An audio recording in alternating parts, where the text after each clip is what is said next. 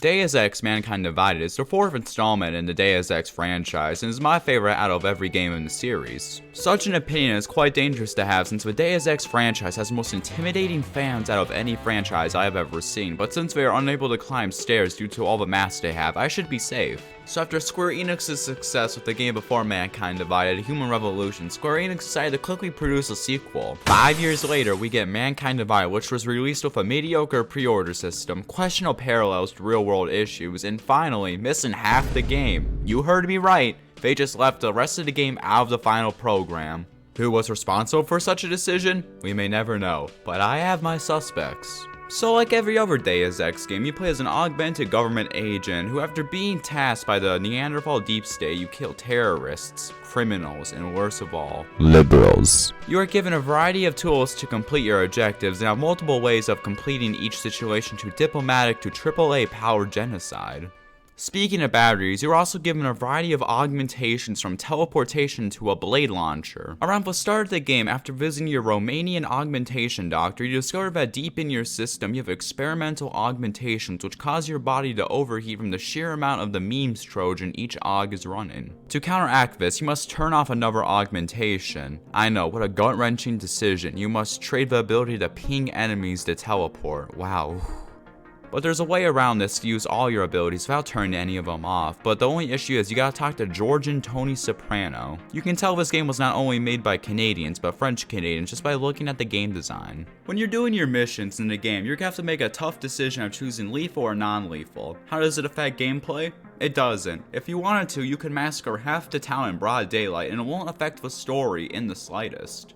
So the majority of your time will be spent in the city of Prague, but despite being set in some Eastern European ghetto, everyone speaks English with a thick Russian accent. The map is quite small, but don't let that dissuade you. The map is quite dense, and many of the buildings being enterable, with computers to hack and alcohol to steal. Alcohol? Why steal alcohol, you may ask? Is this cyberpunk game just a 1920s bootlegging simulator in disguise? Well, in reality, since the game is in Eastern Europe, drinking does not harm you, but only heals your wounds. The Deus Ex series is best known for its level design, with each level being dense with secrets in every corner. For example, in the near future, companies want to outsource for data security to some nerds and war criminals in Prague. Throughout the game, you can find keycards to access some of these companies' data, one of which is leading news titan Russia Today. Inside the vault, you can find all kinds of goodies, but if your textures are not at the lowest setting possible, you can look at this wall and see the reliable news source Russia Today is editing videos and photos to push their agenda. The news being honest, outrageous. My Orthodox rabbi would say otherwise. When perusing Prague, you can find yourself getting involved in a series of side quests, which almost every single one is amazing. As a good Interpol agent to help fight terrorism, you help Tony Soprano and his Armenian girlfriend kidnap some Russian gangster to presumably torture him. A different side quest has you help genderbent Tucker Carlson, who is now a rogue AI, gain freedom from the Illuminati, but during this quest you will face quite the opponent, a millennial hitman.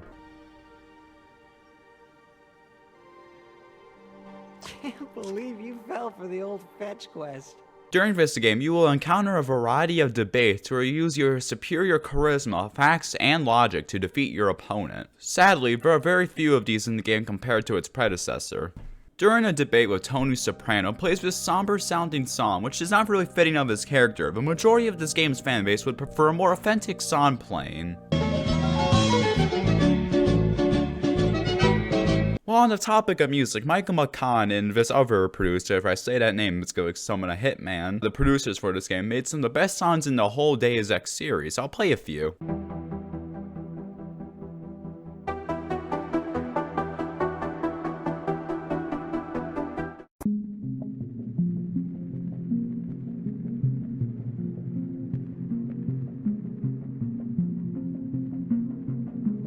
Despite this game coming out in 2016, it's quite the pain to run while having OBS in the background recording the game. I have a pretty good computer and I had to lower the graphics settings a lot just to get a stable frame rate, but even at the higher graphics settings, this game's kinda ugly. The atmosphere is really good, but the textures are kinda horrendous. Like, look at this. This is literally a JPEG. A controversial part of Deus Ex Human Revolution was its boss fights. They were fairly linear and only really allowed a single method of approach. So in Mankind Divided, they decided to fix the issue by only having one boss fight at the very end of the game. And even then, the final boss in this game isn't even hard at all. Stephen Hawking blindfolded would have been tougher to fight. The developers knew this and added another Venezuela to the sun. They gave you 2 different kill switches for him with a press of the button, ends of a game.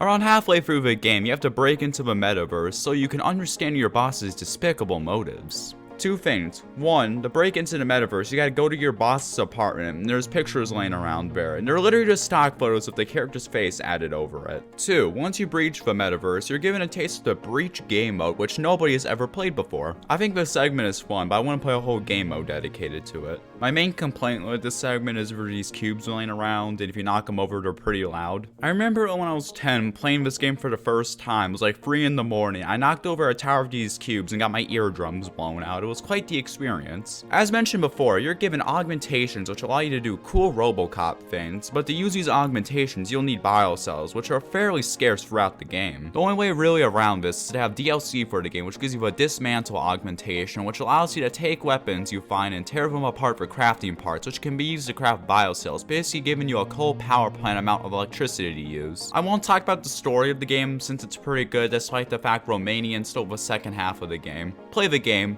it's amazing. It was my introduction to the cyberpunk genre and immersive sims. You can get the game for like $5 on Steam, and it's ridiculously cheap. Buy it, it's like a 9 out of 10. Thanks for a second year of Uncle Hector. I started this channel as a way to kill time and learn how to edit videos. Now I got 148 of you people of questionable intelligence watching my subpar videos. More videos coming soon. Have a happy new year. I love you all. Goodbye.